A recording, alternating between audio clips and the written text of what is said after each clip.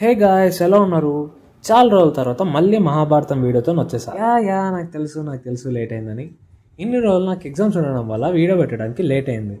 ఇప్పటి నుంచి మళ్ళీ కన్సిస్టెంట్గా వీడియో పెట్టడానికి ట్రై చేస్తాను. చూసాడుగా ఏంటి బాబు అన్న ఇంకోసారి అదే వీడియోస్ కన్సిస్టెంట్గా పెడతా అని చెప్తున్నా. ఇవాళ మనం వీడియో మహాభారతంలోని one of the main character మీద, ఆ క్యారెక్టర్ ఆర్క్ ఎక్స్ప్లెయిన్ చేయబోతున్నా. వీడియోకి వెళ్ళే ముందు మీరు కనుక నా ఛానల్కి ఫస్ట్ టైం వస్తే నా ఛానల్కి సబ్స్క్రైబ్ చేసుకోండి.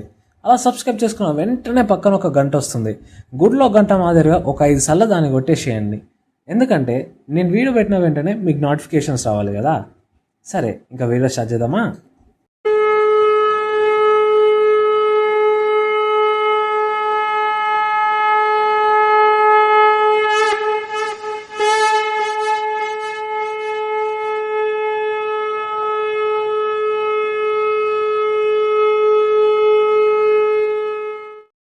పూర్వం ఒక ఋషి ఉండేవారు. ఆయన పేరు మౌద్గల్యుడు. ఆయన కొంత ముసలివారు.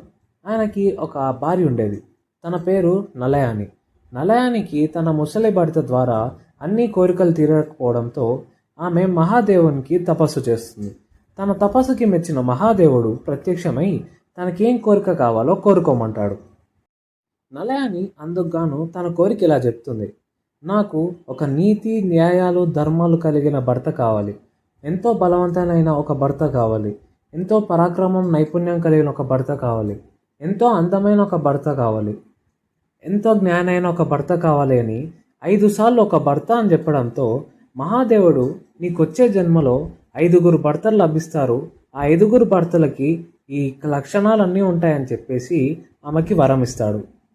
నలయాని మహాదేవుని ఇలా క్వశ్చన్ చేస్తుంది: మహాదేవ, నేను ఒక్క భర్తలో ఈ 5 గుణాలని అడిగితే మీరు నాకు 5గురు భర్తల్ని ప్రసాదించారు.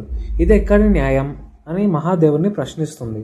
మహాదేవుడు దానికి ఇలా చెప్తాడు: నలయాని, నువ్వు వచ్చే జన్మలో ఒక గొప్ప కార్యానికి పూనుకుంటావు.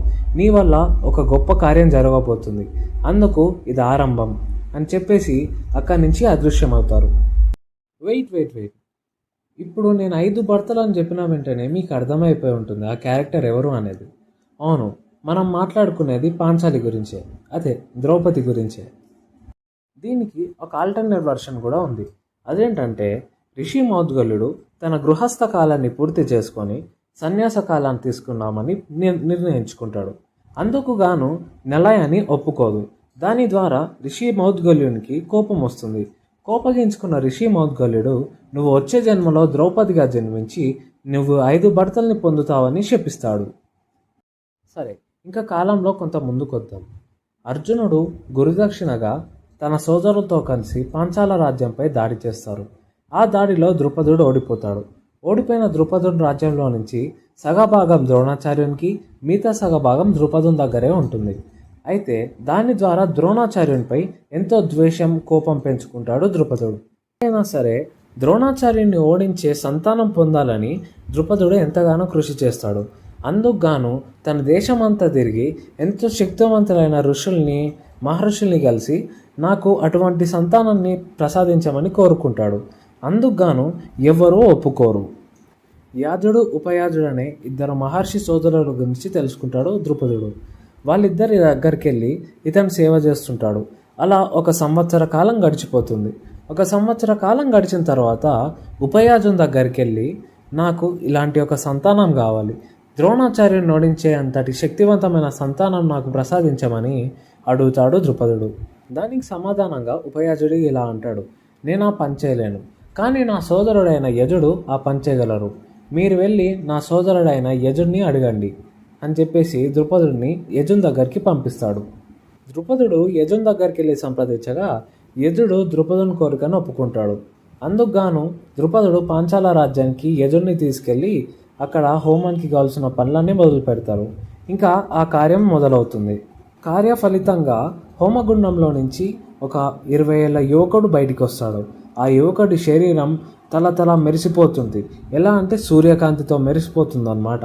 అయితే ఆ యువకుడిని దృష్టద్యుమ్నుడు అని పిలుస్తాడని, దృష్టద్యుమ్నుడు ద్రోణాచార్యుని చంపడానికే పుట్టాడని ఆకాశవాణి చెప్తుంది. దృష్టద్యుమ్నుడు వచ్చిన తర్వాత కొద్దిసేపటికి ఆ హోమాగ్నిలో నుంచి ఒక అమ్మాయి బయటకు వస్తుంది. ఆ అమ్మాయి ఎంతో సౌందర్యంగా ఉంటుంది.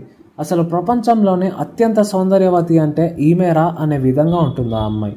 ఆ అమ్మాయి గురించి ఆకాశవాణి ఇలా చెప్తుంది, తినని కృష్ణ అని పిలుస్తారు. ఆమెనే ద్రౌపది. అవును, ద్రౌపది అసలైన పేరు కృష్ణ. ద్రౌపది ద్రుపదుని కూతురు కావడంతో ఆమెను ద్రౌపది అని పిలుస్తారు. అంతేకాకుండా ద్రౌపది పాంచాల రాజ్యం నుంచి రావడంతో తనని పాంచాలి అని కూడా పిలుస్తారు. సో ఇది గైస్, ఇప్పుడు మన స్టోరీలోకి ద్రౌపది కూడా వచ్చేసింది. దీంతో almost most of the important characters మన స్టోరీలోకి ఎంటర్ అయిపోయినట్టే. ఇక్కడ నేను ఒక పర్సన్ గురించి మెన్షన్ చేయాలనుకుంటున్నా. తనే శిఖండి. శిఖండి ఎవరైనా ఆలోచిస్తున్నారా? పూర్వం భీష్ముని వల్ల తన ప్రాణాలు త్యాగం చేసుకున్న అంబ గుర్తుంది కదా? అవును, ఆ అంబే ఈ జన్మలో భీష్ముని చంపడానికి శిఖండిగా జన్మిస్తుంది. సో అది గైస్ ఈ వీడియో ఎలా అనిపించిందో మీరు కామెంట్ చేయండి. నా ఛానల్కి ఫస్ట్ టైం వస్తే సబ్స్క్రైబ్ చేసుకోండి. కుదిరితే లైక్ చేసి షేర్ కూడా చేయండి. మంచి ఇన్ఫర్మేషన్ ఉన్న వీడియో షేర్ చేస్తే తప్పు లేదు కదా.